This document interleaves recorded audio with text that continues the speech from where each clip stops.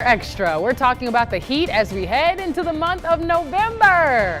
We're on your side with how long this warmer trend will last. And as you're heading out to trick or treat, we'll tell you if the rain is going to stick around and rain on your parade. Plus, as those drought conditions continue across the state, we talk about the newest fire danger advisory from the Alabama Forestry Commission. Live on your side. First Alert Weather Extra starts right now. Well, everyone's been getting into the Halloween spirit today, even Earth's atmosphere. Check out this image shared by NOAA and the Joint Polar Satellite System of the clouds dressed up as ghosts to add a little spooky surprise to the sky. How cute. I love that. That is cute. Whoever drew that did a really great job. That's super cute. The people who drew that must be in the area with drought because they probably have nothing going on today. They're just like, you know what? What if I just scribbled a little ghost over the satellite picture? Yeah, we just need to make our day go by a little faster. Hey, it's Halloween. Enjoy Have a little yourself. fun. Yeah, exactly. Unfortunately, Tania, it's Halloween and we've got rain around tonight. I know. Let's take a look at the rest of your evening here with our trick-or-treating forecast. You can see that if you have plans this evening, especially in West Alabama, you're going to hold on to that rain chance. We'll see at most a 30 to 40% chance for showers as we continue throughout your late hours for your Thursday. Temperatures are not the problem. Matter of fact, it feels so good out there, especially areas that are dry right now. Temperatures at 71 and 90 at 9 p.m. for most areas. 11 o'clock, upper 60s. Winds won't be too bad, dying down for us across the area. We're seeing winds closer to about 10 miles per hour. We've been loving your costumes that you have all been sending in and just sharing them throughout the night tonight. But I just wanted to let you know as you're getting ready for work and school tomorrow morning that rain chances are still in the forecast. So here we are at 9 o'clock tonight, seeing that greatest rain chance still areas west of I-65, starting to push across that I-65 corridor, heading closer and closer to I-59. We'll see a few showers around 9 p.m. possible in Blount County, Coleman County, parts of Jefferson County. Jefferson County, you're still dry right now, so enjoy those dry conditions for your early to mid-evening hours. But again, later tonight, that might not be the case. We're watching increasing rain chances. Here we are Thursday, 11 p.m. tonight. And rain chances really are going to stick around as we approach those overnight hours for your Friday. When you're waking up 6 a.m. Friday, we'll still see some pockets of rain, but more breaks and then major improvements as we continue throughout your Friday. So here we are at 10 o'clock, still going to see that line pushing through. Notice we've got winds slightly out of the north and west, but also from the south and east. And that's that front that's continuing to push through. And that's why we're still seeing that drawn on possibility for rain as we approach tomorrow late afternoon. Here we are by 2 p.m. I do think there'll still be a few lingering showers around, but by the time we reach your Friday evening, major improvements. You really don't need the rain jacket or umbrella for any Friday evening plans, but the morning heading out the door for lunch tomorrow, please grab the umbrella and the rain jacket. Here's a look at that out the door forecast for everyone heading back to school. I know you've had some fun this evening. I want to remind you, do not forget the rain gear early tomorrow morning. There will still be some lingering showers around again late tomorrow afternoon, more specifically by your evening Friday. We'll see those drier conditions. Still holding on to a few lingering clouds though. Afternoon highs a little bit cooler Friday afternoon. We're talking highs in the upper 70s. But we'll talk more about that 7-day forecast with meteorologist Lauren Linehan in just a little bit. But as you prepare to head out this evening to go trick-or-treating, we're on your side with ways that you can enjoy Halloween while also being sustainable for our environment. Your reporter Jillian Brooks joins us with tips you can use today and after the holiday that will keep the health of our planet top of mind. If you're in need of a last-minute addition to your costume, try shopping secondhand or your own closet before purchasing something new. Use whatever you have or try to purchase secondhand is the best way to be sustainable. It's also a lot cheaper if you can reuse what you already have, and it's also really fun to get to be creative. Think about what your kids will be collecting their candy in while trick-or-treating. Opt for a canvas tote or a pillowcase over a plastic bag. Using plastic can be bad because if you accidentally lose it or it gets dropped, it gets into our ecosystem and it can be really bad for our waterways, our birds, our fish, and all the other fun animals we have. If you're passing out candy, consider finding candy in paper or edible wrappers. Traditional candy wrappers are not curbside recyclable, so you can't throw them in your recycling bin and they're going to have to be thrown away. And avoiding those traditional wrappers is also beneficial for your health. Making sure that something doesn't have a plastic outer coating can help keep you from eating microplastics. Well, the UAB Solar House has purchased a recycling bin specifically for candy wrappers. So as you and your kids eat through their candy haul, collect those wrappers and you can drop them off here to be recycled. And beyond the atmosphere, in the spirit of Halloween, did you know that elves and sprites are actually real? Well, really, they are. Check out this image shared by our friends at NOAA, sharing the image of these atmospheric lightning events, most commonly known as elves, sprites, and blue jets. Large thunderstorms are capable of producing the electrical phenomenon called transient luminous events. Say that 5 times fast, Jania. That can occur high in the atmosphere. These create sprites, which are mostly red and can resemble jellyfish or carrots. Elves last less than 1,000th of a second and can occur above areas of active cloud to ground lightning. Blue jets appear at the top of the thundercloud and extend in a narrow cone lasting only a fraction of a second. And hey, check this out. An exploding star could be ready to rise from the dead. According to NASA, earlier this year, there was a strong indication that a star system 3,000 light years from Earth was ready to shine like a new star in the night sky. It's called the T Coronae Borealis, or TCRB for short, and it's so bright that it could be visible from Earth with the naked eye. I had the chance to speak with Bill Cook from NASA. He's the lead NASA Meteoroid Environments Office. He's the lead there, about the phenomenon and what had to happen for the star to make an appearance. Well, there are always a lot of cool things to see in the night sky, but kind of what we're waiting on is a star system to blow up, go nova as we call it. So there's a star system called T Corona Borealis, and that star system we expect is going to explode any time now. So that's kind of cool. We don't see exploding stars very often. Well, this system being of interest to scientists because the 80-year cycle of the star is a rare event in our stellar little neighborhood. And we are taking a look now at the Drought Monitor. Yes, we're getting some rain here across central Alabama over the next several hours and as we approach your Friday. But I mean, look at this drought monitor. Still doesn't look very good. We're dealing with moderate drought for most of our counties, only a few spots dealing with abnormally dry conditions, and severe drought has expanded in parts of South and Southwest central Alabama, in Greene, Hale, parts of Perry County. The rain that we saw today is not being accounted for on this drought monitor. We'll wait to see the updated drought monitor next Thursday, and of course, we'll keep you up to date with that if any progress occurs right here on First Alert Weather Extra. But these drought conditions are sparking a fire danger advisory from the Alabama Forestry Commission. It will remain in effect until we get enough rain to improve the drought conditions for our area. Your Shelby County reporter Ajane Robinson is on your side talking to a forester about how this advisory affects you. Now, this is video of a fire from Monday in Shelby County that was contained at 10 acres, and luckily it didn't cause any damage to anyone's property. We want to make sure that leaves are raked up or mowed. If you have leaves on your roof or pine straw in your gutters, you know, things that could bring the fire from the forest to your house. Shelby County Forester Dave Hawley says certain fuels can cause a wildfire to spark up and spread easily. We've had a lot of beetle kill this year. Pine beetles have infested a lot, and so there's a lot of dead timber. But really, the most significant thing would just be the leaf fall this time of year. And open fires or fires left unattended are discouraged during this time. A barbecue grill or a contained fire in a barrel or something, you know, perhaps, but still, that's not something you want to leave unattended with the dry conditions. Now, according to this burn map, Shelby County has contained a 2-acre fire. While temperatures are heating up across the country, as many of you prepare to fill those bags with candy, let us know if you want to share. We're talking about the record-breaking heat when we come back.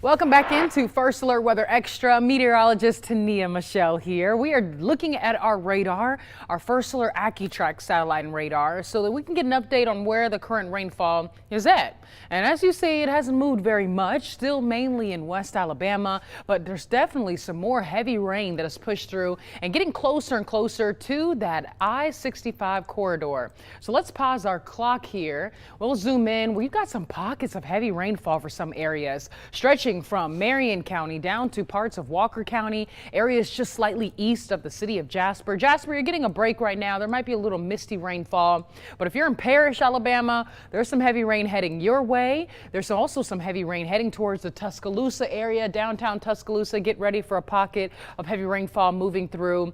We're going to continue to see this activity over the next several hours. We can look here at our futurecast, and as we take a look, you'll be able to see that rain is not going to stop anytime soon. You'll see that we have rain chances continuing, not just for you this evening, but as we approach early Friday morning, we'll have a full breakdown of that super 7-day forecast, or 7-day, or 10-day. That'll show you what your weekend looks like and those drier conditions that we'll have right ahead. Lauren? Or it's me, except for snow days with no school. Halloween might be when kids care the most about the weather. They're strategizing for trick-or-treating, right? Depending on where they live, though, this year's forecast might seem like it's under a spell. Amy Kiley reports on places where this Halloween's weather could make history. Happy Halloween! Some trick-or-treaters are in for weather so unusual today.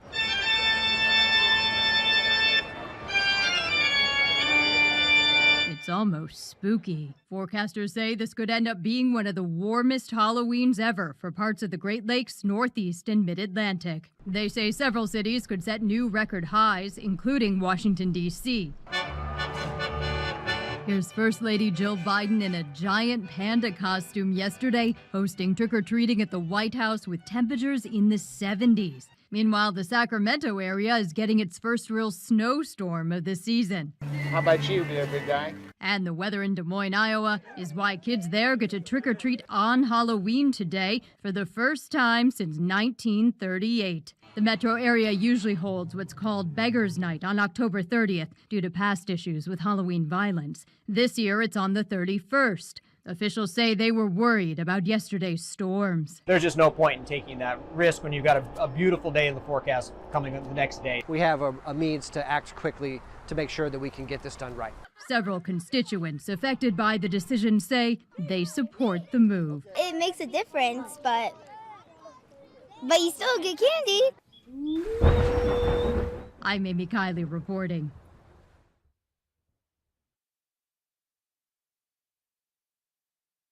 Hey, we always love getting candy, but a different story happening in Anchorage, Alaska, where they just experienced a record-breaking snowstorm. Snow blanketed most of Anchorage Monday night into Tuesday, leaving a record 6 inches of snow, breaking the previous record set in 1982. By 10 a.m. Tuesday, up to 13 inches of snow were recorded in Big Lake, Alaska. The snow-covered roads needed to be cleared, so school district leaders switched to their remote learning plan. Well, Lauren, still ahead, we're going to talk about the upcoming warming trend, those above average temperatures, and talk about how UV black lights work in this week's Moment of Science. Don't go anywhere. We'll be right back.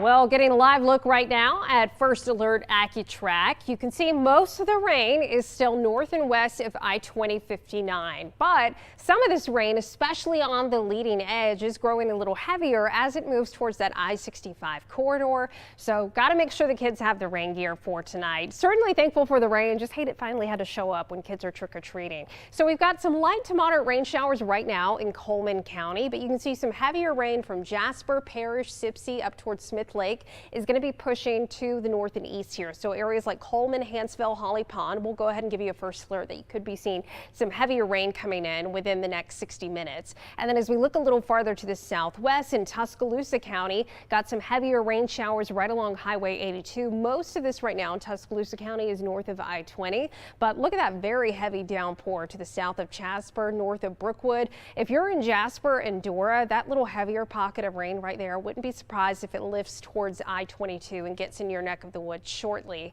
Even in western Jefferson County, we're beginning to see a couple of showers filling in, making their way a little closer towards Hueytown. So even if you're in Jefferson County, keep that rain gear nearby for the kids just in case. You'll notice in West Alabama, we look around Carrollton, Aliceville, and Pickens County up towards Reform, some heavier rain showers working their way in, and then that heavier rain moving into Tuscaloosa County. So for tonight, that best chance of rain is still going to be to the north and west, but those warm temperatures aren't going to be budging much. Looking at those weather headlines again, this warm pattern that we've been in is likely going to be sticking around all the way into the start of November.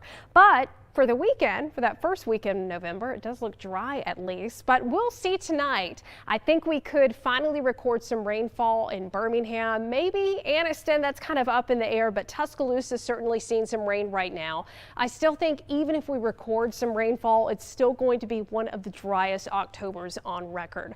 But checking out that weekend forecast, I mentioned it briefly dries out, but for Saturday and Sunday, we do have that potential for high temperatures getting into the low mid 80s. So starting off on a warm note, we do have 3 areas we're watching in the tropics. We have an area in the Caribbean that has a medium chance of development, and then 2 other areas to watch as well in the Atlantic. So just keeping a close eye on things and getting a check on that 7-day forecast, Tania, and I did just go ahead and up the rain chance for tomorrow because we are seeing signs that there could be more rain, Tania, and of course, beyond the 7-day, how are we looking with rainfall? Well, honestly, more than October. I can guarantee you on that. We're already getting a pretty good start as we bring in November 1st tomorrow, Lauren. But one of the big stories as we head into this month is that we're also dealing with those warm conditions. So as we look over the next 7 days, you can see how much warmer those afternoon highs are going to be than our average. We're talking average in the low 70s,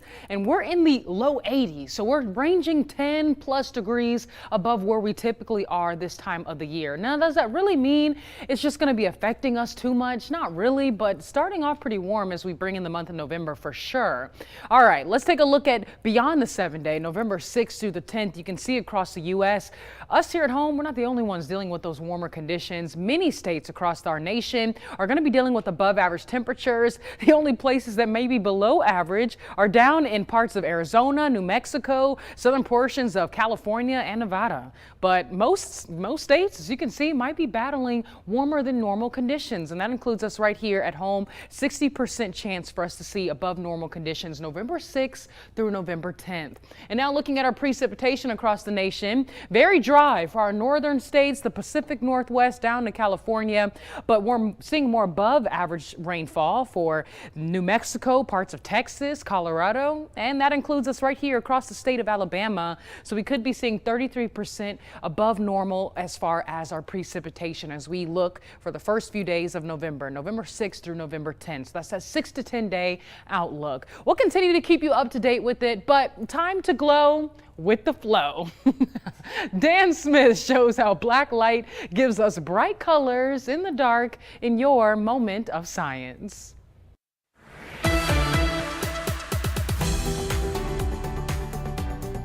You'll find them at campsites, tanning beds, and glow parties, which sounds like a really interesting day for just one person. This week, we're exploring the illuminating science of black light. Have you memorized this one by now? Well, as you can imagine by name alone, we're focusing just outside the visible light spectrum. Shorter wavelength, big difference. There are 3 types of UV light. UVA, or black light, UVB, which causes sunburn, and UVC, which has even shorter wavelengths but gets filtered through the atmosphere and never reaches the ground.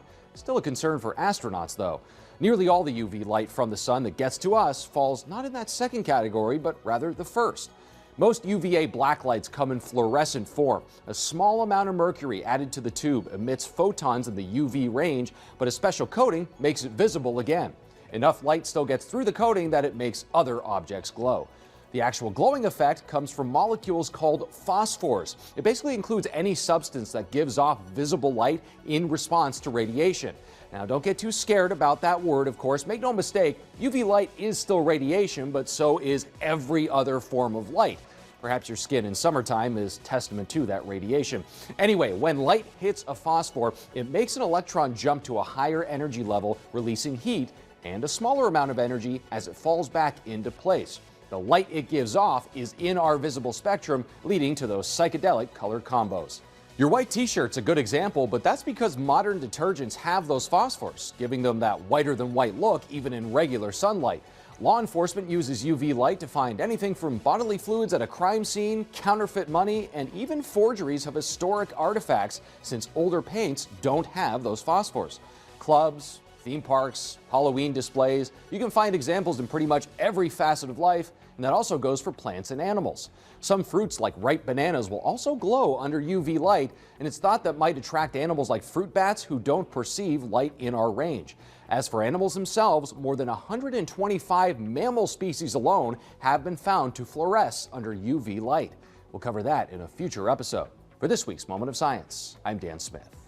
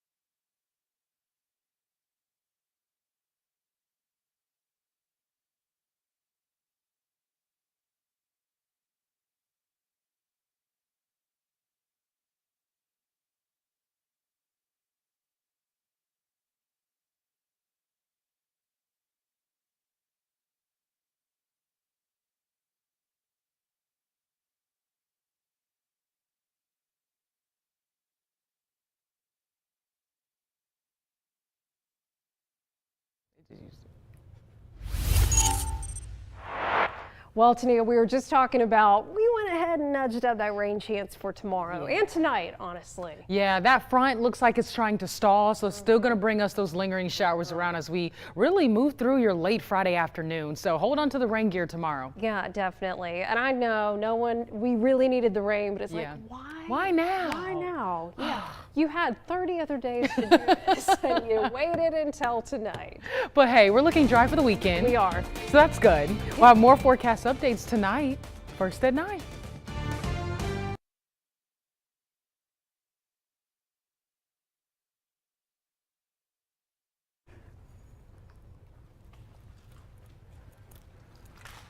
Wait, they don't love me like you love me.